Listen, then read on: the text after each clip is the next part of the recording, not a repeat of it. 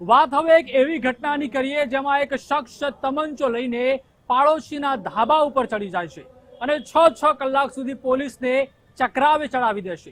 શું છે આ ઘટના, જોઈએ આ રિપોર્ટમાં।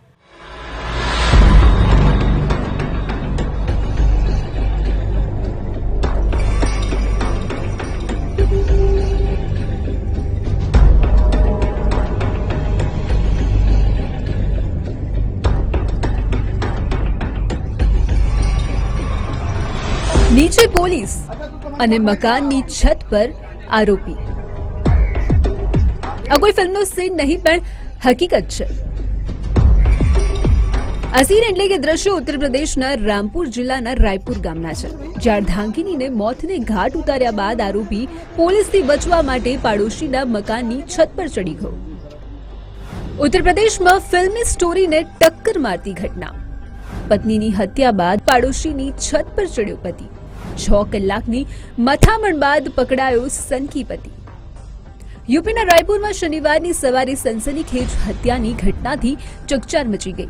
ઘરમાં રસોઈ બનાવતી પત્નીના લમણા પર રામવીર નામના સનકીએ ગોળી મારીને હત્યા કરી નાખી અને એ પછી જે દ્રશ્યો સર્જાયા તેને પોલીસની સાથે આખું ગામ ભેગું કર્યું। હત્યાની ઘટનાની જાણ થતાં પોલીસની ટીમ ઘટના સ્થળે આવી હતી અને જોયું તો પત્નીની હત્યા બાદ આરોપી રામવીર તમંચો લઈને એક મકાનની છત પર ચડી ગયો હતો। પોલીસે તેને નીચે આવવા માટે કહ્યું પણ કોઈ હિસાબે રામવીર નીચે ઉતરવા તૈયાર નહોતો। देखो प्रधान जी को बुला लिया। अच्छा रामवीर सुन, साहब क्या कह रहे हैं, बात सुन ले। ऐसा तमंचा फेंको ऐसा कुछ भी ऐसा नहीं होगा। रामवीर भैया मान गए आप बाबू यार, मेरा कहना न माना करा कितना, मैं तेरा कहना कितना माना करा बता आगे थे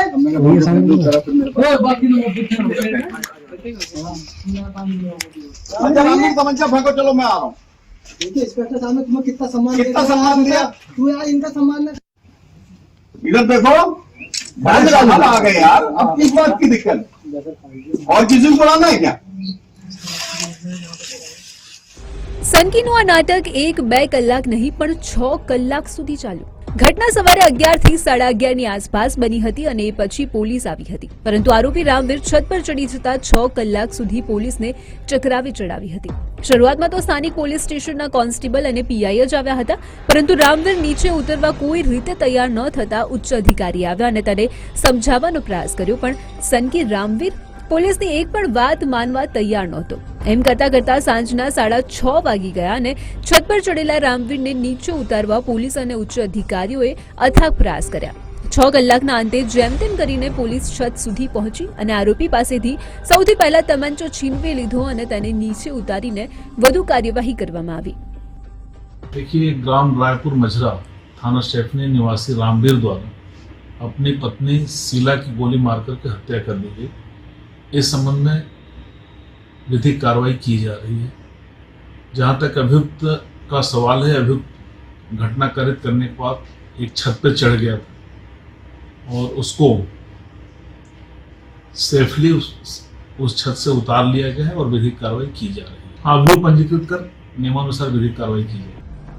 પત્ની બાદ બાળકોની હત્યા કરવાનો હતો સનકી। કેમ પતિએ પત્નીના લોહીથી રંગ્યા હાથ? કયા સંજોગોમાં ખેલાયો લોહિયાળ ખેલ? એવી તો શું વાત હતી કે રામવીરે તેની પત્નીની હત્યા કરી નાખી અને એ પછી આટલું બધું નાટક કર્યું। હવે તેના વિશે વિગતવાર વાત કરીએ। તારીખ 22 નવેમ્બર 2025, સમય સવારના 11 કલાક, સ્થળ રામપુર ગામ, ઉત્તર પ્રદેશ। પોલીસની પ્રાથમિક તપાસમાં બહાર આવ્યું છે કે આરોપી રામવીર 3 સંતાનોનો પિતા છે। તેની પત્ની શીલા 2 દિવસ પહેલા જ પિયરથી પરત સાસરી આવી હતી।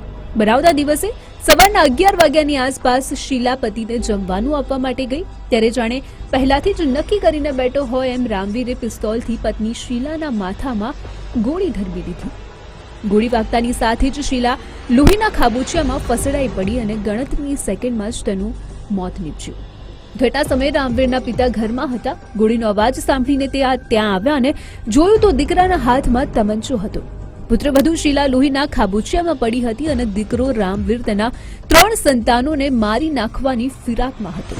આ જોઈ તેમણે બૂમાબૂમ કરતા પાડોશીઓ ભેગા થઈ ગયા, એટલે રામવીર ભાગીને પાડોશીના મકાનની છત પર ચડી ગયો. કેવી રીતે 6 કલાકે પકડાયો સનકી? તો પોલીસથી બચવા માટે પાડોશીના મકાનની છત પર ચડેલા રામવીરને હમણાં પકડી લઈશું. ત્યાં આવેલી પોલીસ આવું જ કંઈક વિચારતી હતી, પરંતુ એ પછી તો સનકીએ પોલીસને બરાબર મહેનત કરાવી. છત સુધી કેવી રીતે જવું અને આરોપીને પકડવો તે પોલીસ માટે પડકાર બની ગયો હતો ને એવામાં ત્યાં આરોપીની મોટી બહેનો આવી અને બહેનોને જોઈ રામવીર નીચે ઉતર્યો. બસ તેની સાથે જ પોલીસે આરોપીને પકડી લીધો.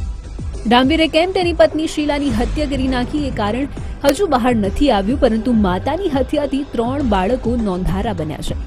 સનકી પિતાના કાતિલ પગલાથી 3 સંતાનોના માથે દુઃખનો પહાડ તૂટી પડ્યો છે. તો આ ઘટનાથી આખા ગામમાં ચકચાર મચી ગઈ છે.